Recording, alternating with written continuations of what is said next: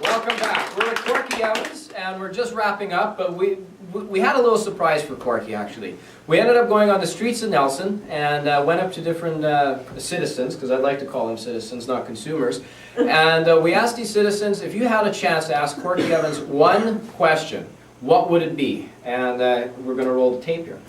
We've got 4 questions. Do you know who Corky Evans is? Corky? Isn't he that dolphin from SeaWorld? Yeah, that's him. Yeah. Do you have a question for Corky? Question for Corky. Okay. If Willie Nelson walked in here right now and he wanted to go up to the White House roof with you, I mean, aside from hopping on a plane to DC, would you go? I wrote that question down just in case. Isn't he the Oh, keep playing. Keep going. Yeah, play with the Queen's dogs?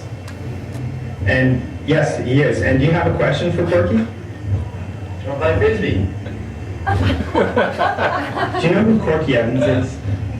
Some kind of farm animal? Yes, he is. And do you have a question for Corky? I was wondering if Canada could ever liberate itself from its national debt. Do you know who Corky is? Corky Evans? Yes, I do. And do you have a question for Corky? Yes, I do have a question for Corky. Corky, are we living in an oligarchy? Okay. As you can see, I'm writing them now. I don't have... So the answer to the first question is, Yeah. I would go to Washington D.C. or anywhere else with Willie Nelson just to get to be with Willie Nelson. Yeah. I actually met him when I was a kid. Cool. Yeah, very cool. And if you wanted, I mean, because Willie Nelson is really somebody. Yeah. If you went to Washington D.C. with him, President Obama Might show up. So the answer to the first question was yes. Yeah. Second question was, do you play frisbee? No. Okay. Is that a real game?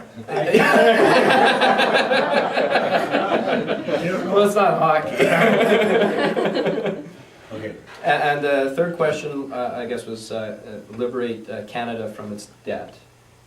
Do you think Canada's debt is irrelevant. Canada is one of the countries with the lowest debt, and you are just convinced you have debt by nut bars from the Reform Party and stuff, because they want you to... Conservatives. Because they want you to be afraid. Right. Because if you're afraid, then you'll cut services, and that's what they always wanted the poor people to sort of... Do. Yeah, so, no, yeah, sure. You could end the debt in about 15 minutes. You just have to cut a bunch of poor people off and cut a bunch of medical programs off and cut off a couple of wars, and You're fine. you'd be all fine. We're laughing. And Why don't we cut off the banks? Just not pay them back.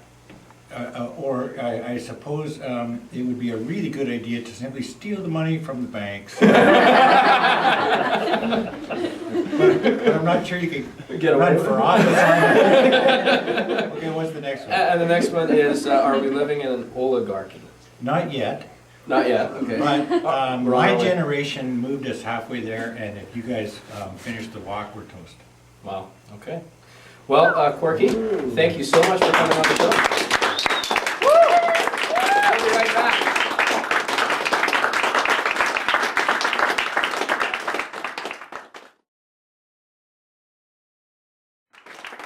Welcome back. And just wrapping up the show, we have senior correspondent Justin here. He's going to be talking a little bit about freedom and what it means to everybody, or at least to himself. Justin, thank you. Thank you for being here. Freedom. What does it mean to you? Is it the ability to do what you want? That's anarchy. I think freedom is the opportunity to live how you want. We live in a, quote, free world. But how free are we really? You can no longer send your kids to school with peanut butter. Insurance is needed for everything. Everything we do, feel, wear, is controlled through a litigious body that has made gross profits from suing individuals, corporations, and insurance companies for ludicrous amounts of money. That in turn has made the cost to consumers increase. Therefore, taking money from the masses to the few wealthy individuals at the tops of these food chains. This is a separation of wealth. The country is now run by the government and the top 1% of the monetary bracket. You say, of course the government runs the country. Stop and think about that. Who is paying them? Who is supposed to be running whom?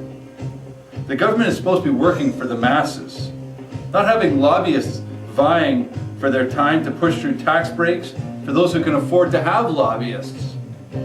Is that fair? Your tax dollars go to a government who in turn uses that money to bail out or support a company that you're paying high rates to because you're forced to, or face criminal charges, or have no protection via health care. This company, in turn, is giving the managers salaries that the masses dream of winning in a lottery. When the masses stood against an oppressive regime years ago, it was called a civil war. I'm not saying that's the answer. I'm just asking some questions. Why does gas cost what it does? Why is healthcare so expensive? Why are the Waltons one of the top 10 wealthiest families in America? $6.4 billion. What does this number mean to you? Is that the national debt? Is that the largest lottery winning of all time? Or is it the cost for a small country? No, not that. It's the salaries of the top 500 CEOs in 2007. $6.4 billion for 500 people. That works out to $12.8 million per year. That's what these large corporation CEOs are making. That's their salary. That's not counting bonuses. That's not counting stock options. That's their salary, their base salary. They took a 38% pay increase in 2007. Geez, I wonder how the 2008 crash happened. Thank you, Justin. Thank you very much. That's our show tonight. Join us next week when we have Dan Ashman over to talk about a revolutionary product that will help us be greener and safer in the workforce. I'm Abe Fominov, and remember, just go with it.